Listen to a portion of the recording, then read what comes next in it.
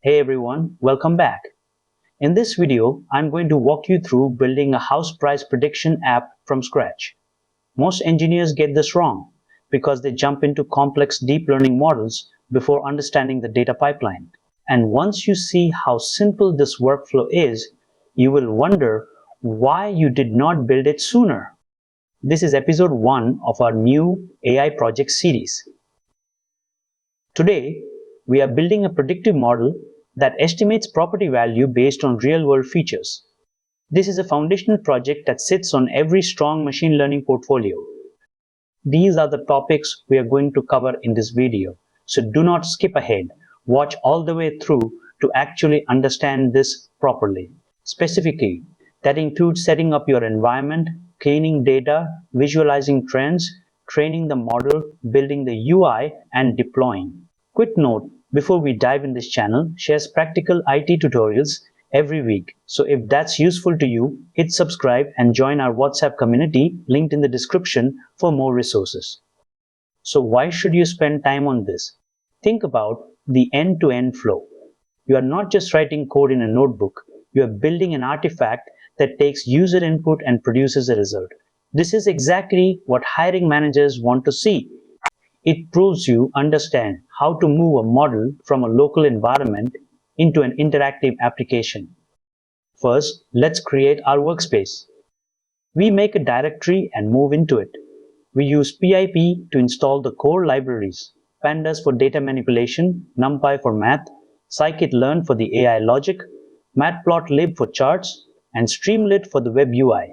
Finally, we touch the files to get our scaffold ready. The command is on screen now. Once you run those commands, your directory should look like this. You have your main application file, your data file, and the training script. If you see these files, you are ready to go. Perfect. Now, we need to talk about data. If you need a deep dive on how to clean data with pandas, check out our full course in the description. In our house data, we have input features like square footage and age, and our target is the final price. We are training the model to map the input features to that target value. This is how you get data into your program. We load the CSV into a data frame. Then we check the head to see the structure and use isNow to find missing entries. If you have null values, your model will crash. Always check this early. You should see a clean table like this. Notice the price column is at the end, and the missing value count is 0. This tells us our data is ready for the next step. Excellent. So how does a linear regression model work really? We have a full guide on this topic already on the channel. Essentially, the model learns a mathematical formula. It assigns a weight to the area, to the bedrooms, and to the age. When you give it new data, it plugs those values into that formula and gives you a prediction. It is essentially finding the line of best fit. Now we train. We split the data so we can test the model on data it has never seen before. We define X as our features and Y as our target. Then we call the fit method. This is where the model actually learns the patterns. It takes your training data and builds the internal weight structure. That is it. Finally, we wrap it in a web app. Streamlit makes this incredibly easy. We define inputs for area and bedrooms. When the user clicks the predict button, we grab those inputs, pass them to our trained model, and display the result. Notice the format string here.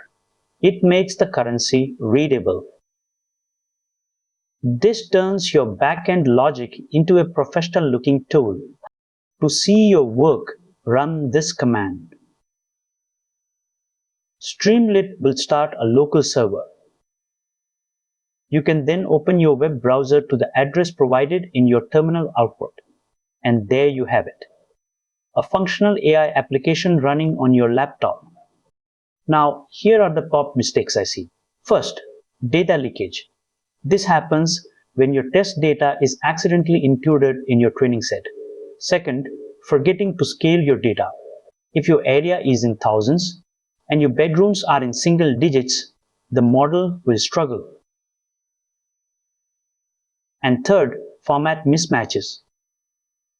If your model expects 4 inputs and you pass it 3, it will throw an error. Watch those array shapes carefully. Who benefits from this? Everyone. If you are a DevOps engineer, you gain insights into how ML models are actually deployed. If you're a developer, you learn how to wrap complex logic in an accessible UI. It transforms you from someone who just knows theory into someone who can ship a working AI product. That is a massive career advantage. To recap, we went from zero to a deployed predictive application in just a few steps. We handled data loading, preprocessing, model training, and web integration. You now have a functional pipeline that you can extend and improve. In the next part, we will cover how to deploy this model to a public cloud provider so your friends can actually use your app. So keep an eye out for that. If you found this helpful, hit subscribe and join our WhatsApp community linked in the description. In the next part, we will cover deploying this app to the cloud so it is accessible to the world. Thank you for watching and keep building.